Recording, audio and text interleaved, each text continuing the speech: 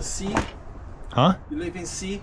No, I don't live here. Oh, No, no. sorry. No worries. So again, I have it wide right now, but more as a photographer. I feel like it makes you stand out. Is it possible to do a complete real estate property shoot in under 20 minutes? That was a challenge I wanted to take, and in this video, we'll see if I can actually pull it off. And if you're new to real estate photography and want to know what it's like to do a real world shoot, then this is the video for you. And if you need a photo shot list so that you can feel confident going into a shoot, I have a free PDF guide that I will link below, so be sure to grab that. So let's start the clock. I haven't even turned the lights on. This is from start to finish, everything through. Here we go. First thing I want to do is start prepping. So we're gonna get all our lights on.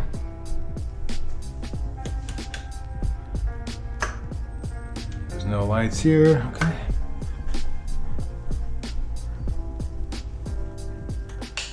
There we go.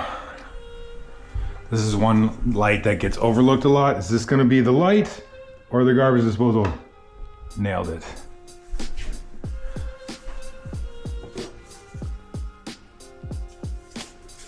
Seems a little weird like that. Okay. House is staged, so I don't want to really mess with it too much.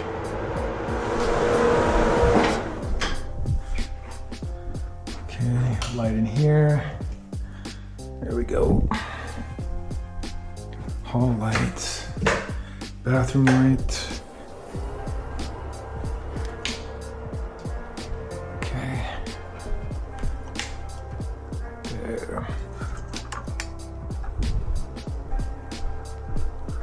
I want to get all my wide shots, and if there's any opportunity for detail shots, I want to get that too. It's a small place, so it's going to be hard to say whether we can get any detail shots.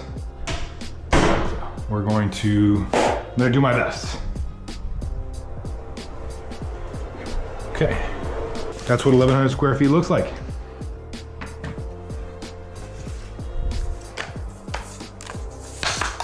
So I've noticed that this tripod is not exactly the height that I would like it to be with these two legs fully extended.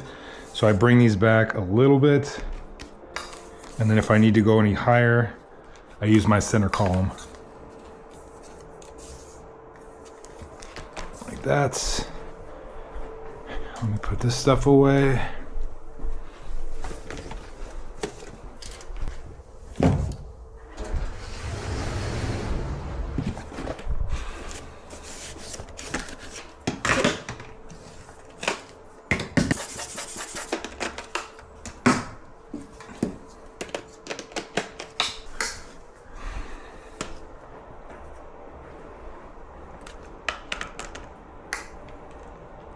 And let's talk about camera settings real quick. So I'm in aperture priority mode, F9. I put my ISO at 640. That allows me to shoot a little bit quicker. And then my shutter speed is being controlled by the camera. Start way back here. Cool. And a closer up one of this room. I usually don't like to shoot I'm at 16 millimeters on the wide side, and I usually don't like to shoot that wide because it starts distorting a little bit. So I try to zoom in as much as I can. Right now I'm at 20 millimeters. Gives me a little bit more realism in the shot, so it's not too stretched out. It makes it feel, bigger than it actually is. And I do think a 1-point perspective would be cool right here. 1-point perspective shots, you got to be careful with those, getting those. If you do them, what I've come to realize is that if you do it in a room that has all walls and there's no windows, it just feels like this closed off box. So if you're gonna do a 1-point perspective on a shot, you need to have some sort of windows in your shot. At least that's my personal preference, in order for it to look nice.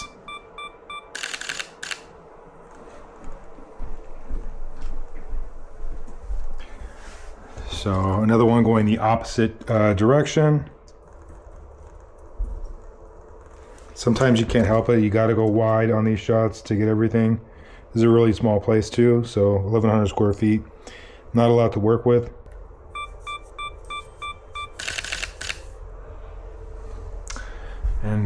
another shot here showing the dining room and the kitchen together. Again, trying to zoom in a little bit. I like to frame up my shot so I have something on the ends. So I like to leave a little bit of space on each side, framing up my shot.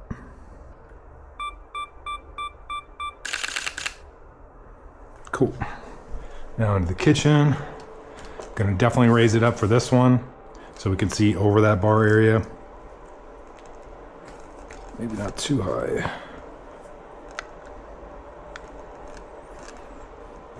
So sometimes I do like to go a little bit wide on the wider side, because if you compress it too much back here, then it's gonna make the kitchen feel super small.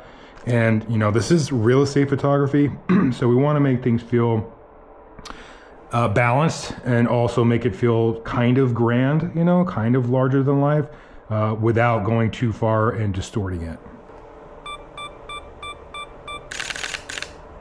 Okay, maybe one from this side. Let's see. Yeah, I think this will show the kitchen and also kind of the connection to the room over there.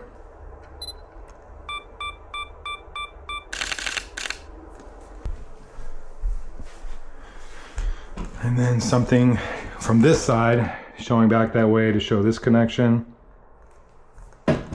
One of the things I think I want to get is something that shows the view, but I'm going to put my longer lens on for that.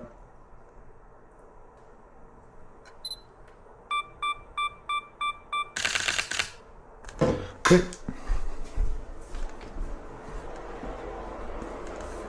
This is the sexiest room in the house, the laundry room.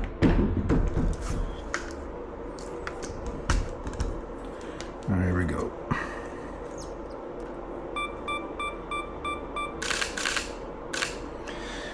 So sometimes I don't get my verticals completely straight, and sometimes I do that on purpose. Sometimes I'll have my verticals pointed a little bit downward. That's because I want to make sure that I show a little more floor space.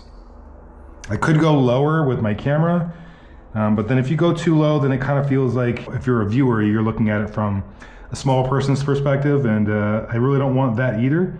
So I'm kind of splitting the difference and getting the height that I want more or less. And then sometimes if it still feels too high, I'll angle it down just a little bit, and then I'll fix the verticals in post.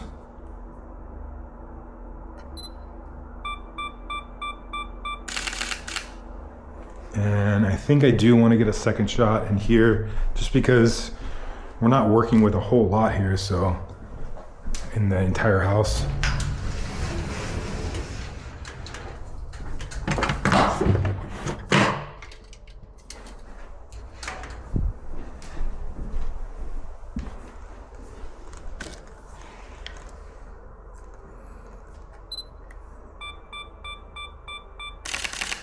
This is not the most interesting shot, but it's more, you know, for information than anything else sometimes.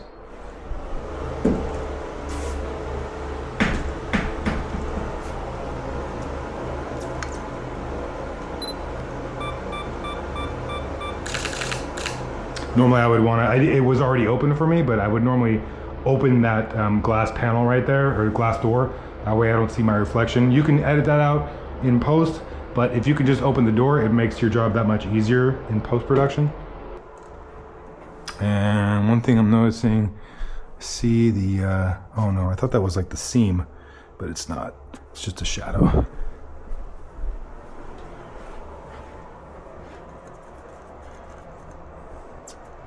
So again, I have it wide right now, and it makes the room feel a lot bigger than it actually is. So I'm gonna back up a little bit, see if I can zoom in some. I'm still trying to get like a third wall in the shot, even if it's just a little bit. So I'm not getting a whole lot of zoom in on here, but at least I'm getting a little bit so it's not completely wide. And if you just, honestly, like, this is important, I think, that you don't wanna always just set up and shoot just to the same millimeters. Take a little extra time and see if you can frame your shot in a way where you can zoom in a little bit. Right now I'm probably at like, I don't know, 17 or 18 millimeters.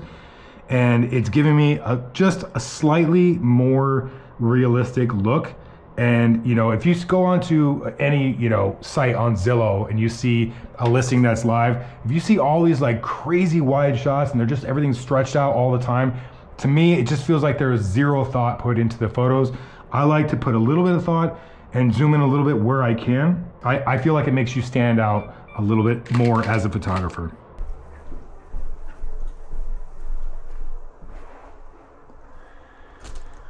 Let's see. So I think what I'm gonna do, I know it's gonna kill a little bit of my time here. I'm gonna move this out of the way.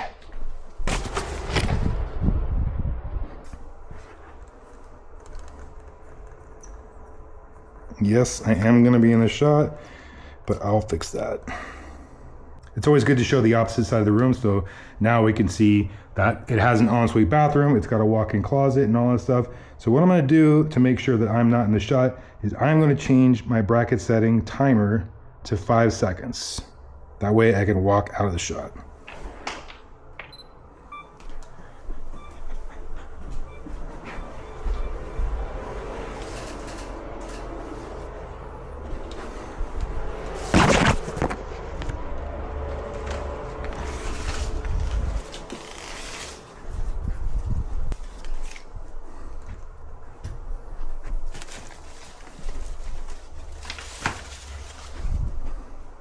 That looks okay.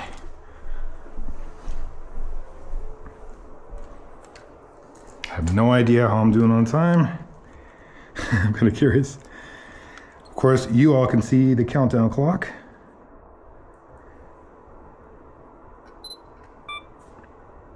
Forgot to change it back.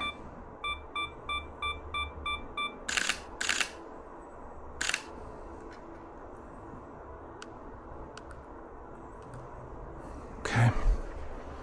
And let's see. I really don't think there's anything to be had right here. Not really thinking, I know it's got these drawers here, but I don't think it's going to, it's just not really doing it for me in terms of framing. So I'm just gonna focus on this right here, the sink and the shower.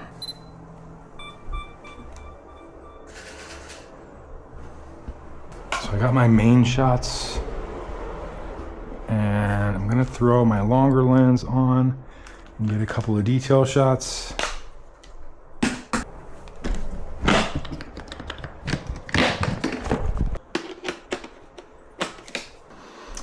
All right, let's see. I'm just gonna do these handheld because this is outside, it's gonna be super fast shutter. Okay, and for in here, what I'm gonna do is I'm just gonna change this to a 2-second timer. We're gonna do single shot. I do wanna get a shot of this fireplace and I'm gonna lower my aperture to 2.8 and try to get something in the foreground to make it a little bit more interesting. Maybe something like that. And now I've got to get an exterior shot.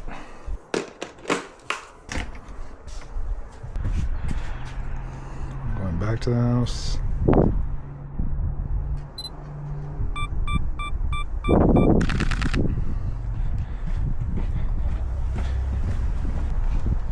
I would normally take all my gear with me on my way out if I was just shooting photos, but since I'm on the clock, I want to see how fast I can knock this out.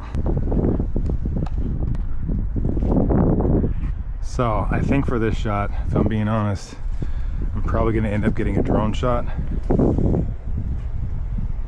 feel like a drone shot might be good. Actually, this is pretty good.